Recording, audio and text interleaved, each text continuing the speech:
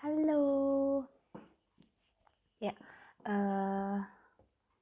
teman-teman, sekarang saya mau berbagi informasi masih seputar BPJS Ketenagakerjaan untuk persyaratan pengajuan klaim jaminan kematian.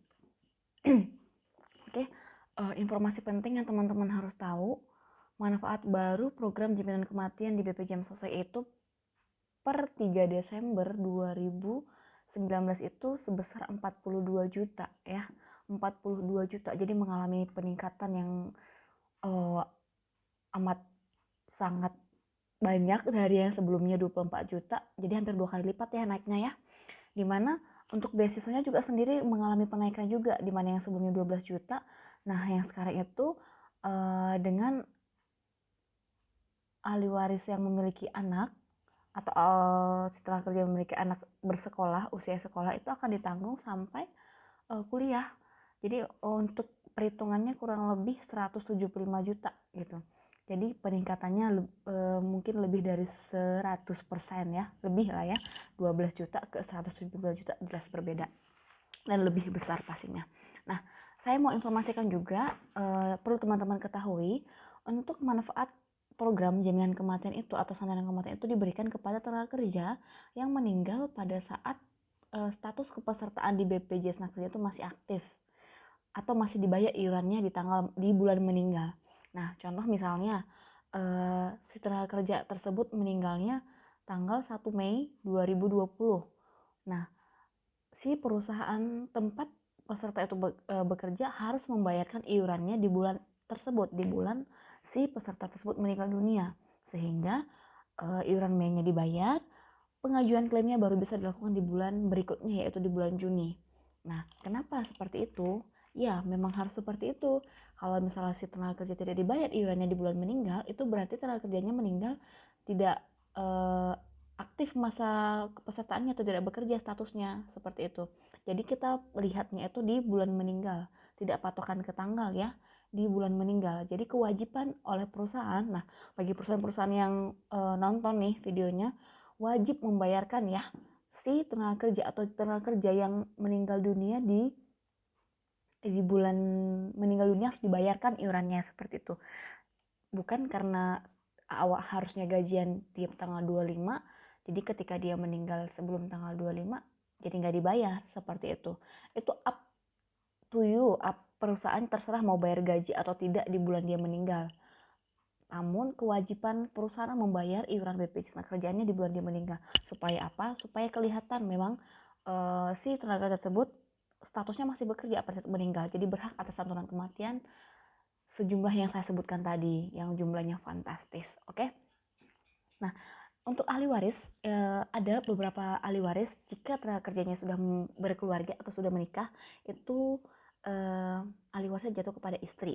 Namun jika statusnya adalah janda atau duda, jatuh kepada anak. Nah, kalau misalnya memang mohon maaf anaknya tidak ada, itu dikembalikan ke orang tua. Nah, biasanya seperti itu sih urutannya. Yang pasti yang istri sah, anak kandung, dan orang tuanya juga orang tua kandung ya biasanya. Dan memang harusnya sih kandung ya, karena biasa kalau nggak terdaftar di catatan sipil, nanti pihak BPJS atau petugasnya juga bakal bisa ngecek sih ini benar atau tidak gitu keabsahan ahli warisnya. Oke, langsung aja ya ke persyaratannya. Yang pertama itu KTP almarhum dan ahli waris harus ada asli dan fotokopi, wajib EKTP atau resi ya minimal, dan dipastikan resinya masih berlaku. Biasanya resi KTP itu masa berlakunya hanya 6 bulan. Oke, kemudian kartu peserta asli dan fotokopi, kartu keluarga asli dan fotokopi. Nah, untuk kartu keluarga, jika tenaga kerja tersebut pisah kakak, punya kakak tersendiri, terpisah dari orang tuanya, misalnya dia masih lajang, itu wajib melampirkan kartu keluarganya sendiri juga. Misalnya orang tuanya tinggal di Siantar, si tenaga kerjanya tinggal di Jakarta. Nah, si tenaga kerja tersebut punya KTP dan KK Jakarta, itu harus dilampirkan ya. Kemudian buku tabungan ahli waris, kemudian surat keterangan kerja dari perusahaan tempat dia bekerja, seperti ini contohnya surat pengalaman kerja. Kemudian Jika tenaga tersebut masih lajang atau belum menikah, itu biasanya diminta surat keterangan belum menikah dari lurah setempat. Kemudian surat keterangan ahli waris. Surat keterangan ahli waris itu wajib diketahui camat ya teman-teman ya, bagi wilayah Pematang Siantar atau wilayah kabupaten itu wajib diketahui oleh camat. Kemudian surat kematian.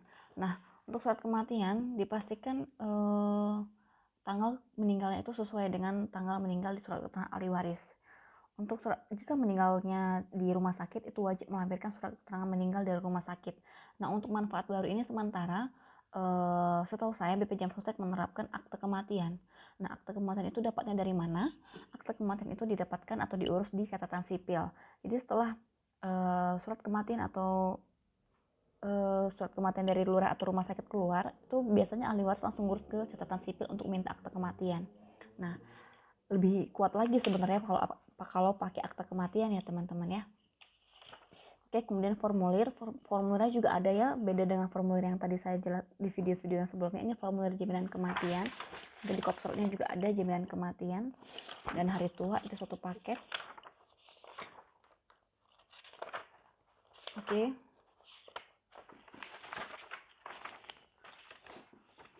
Itu aja sih kalau untuk ahli warisnya orang tua.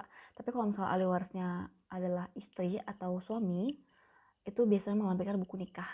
Kalau misalnya muslim dia buku nikah dari KUA pastinya ada ya. Kemudian kalau dari Nasrani atau non muslim itu dari gereja atau dari catatan sipil akte kawin, akte nikah biasanya ada. Itu wajib ada ya kalau misalnya memang ahli warisnya istri atau suami.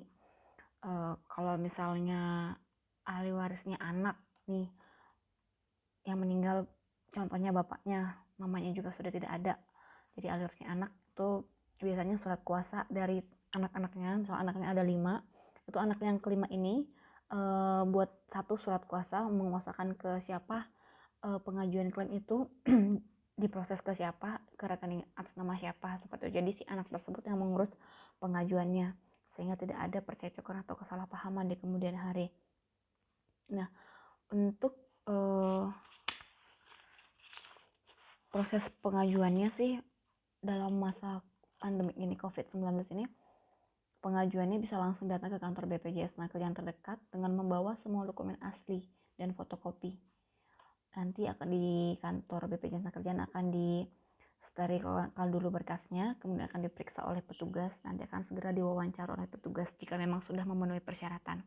Untuk proses sendiri memang bisa dibilang lebih cepat ya, biasa 3 hari, kayak sampai 3 hari juga sudah cair.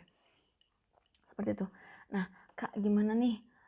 Kan tadi katanya jaminan pensiun itu dicairkan bisa kalau misalnya dia sudah meninggal dunia. Ya, benar. Kalau misalnya tenaga kerja tersebut sudah meninggal dunia, untuk jaminan pensiun dia include sudah otomatis harus diklaim sekaligus. Jadi dilampirkan formulirnya jaminan pensiun, persyaratannya sama seperti yang tadi. Sorry ya teman-teman, handphonenya jatuh. Oke, persyaratannya sama seperti yang tadi, cuman tambahannya hanya formulir jaminan pensiun. Nah, untuk jaminan pensiun tersendiri ada formulanya atau rumusnya. Ada 2 kemungkinan. Yang pertama dapatnya lamsam atau sekaligus, itu akumulasi iuran ditambah pengembangan. Yang kedua berkala itu setiap bulan diproses atau ditransfer ke rekening si ahli waris. Nah, berkala ini syaratnya bagaimana, Kak? Berkala ini syaratnya jika memenuhi masa kepesertaan minimal sesuai dengan ketentuan BPJS Nakerjaan. Kalau misalnya memang sudah memenuhi masa iuran minimal mereka, itu biasa dapatnya berkala setiap bulannya sampai mohon maaf si ahli waris tersebut meninggal dunia. Nah, kalau sudah meninggal dunia ya udah habis gitu. Jadi lumayan juga sih manfaatnya kalau misalnya kasus untuk meninggal dunia aktif. Nah, pertanyaan lagi, Kak, kalau misalnya meninggal dunianya sudah tidak bekerja, dia sudah berhenti bekerja baru kemudian meninggal dunia, itu dapat manfaat atau santunan kematian tidak? Oke, informasi untuk teman-teman, kalau dia meninggalnya di luar masa kepesertaan itu tidak dapat santunan kematian.